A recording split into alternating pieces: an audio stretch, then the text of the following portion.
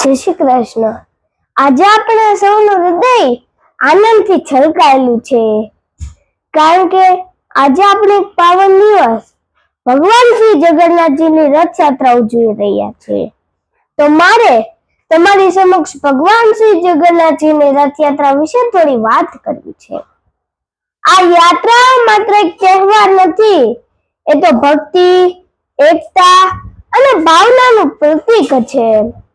ભગવાન શ્રી જગન્નાથ, ભાઈ બલભદ્ર, બહેન સુભદ્રાની રથમાં વિહાર કરતી આ યાત્રા હજારો વર્ષથી લોકોમાં આશા, શ્રદ્ધા અને સમર્પણ જાગૃત કરે છે।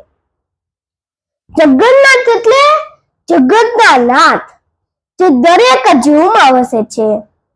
ઓડિશાના પુરીથી શરૂ થનાર આ યાત્રા હવે સમગ્ર વિશ્વમાં ઉજવાય છે, કારણ કે તે ભક્તિ, શ્રદ્ધા અને સંસ્કૃતિનો મહાસાગર છે।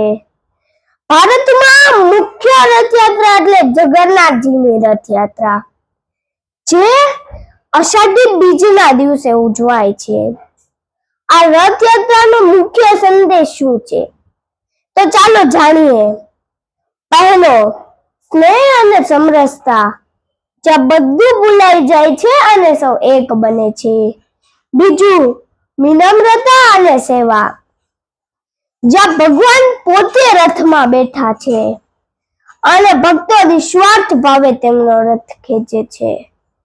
ત્રીજું, ચેતના અને શાંતિ, જ્યારે ભગવાન વિહાર કરે છે ત્યારે લોકો ઘરો માર્ગોને સાફ કરી પોતાના મનને પવિત્ર કરે છે। ભક્તના ઘરદ્વાર સુધી ભગવાન પોતે આવે છે। આ છે રથયાત્રાનો ચમત્કાર। જ્યાં ભગવાનના દર્શન અશક્ય હોય, ત્યાં ભગવાન પોતે ભક્તને દર્શન દેવા આવે, એવા અનેરો કરુણા, પ્રેમ અને ભક્તિનો સમન્વય।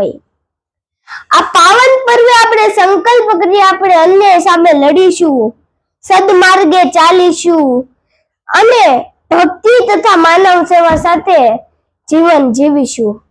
અસ્તુ।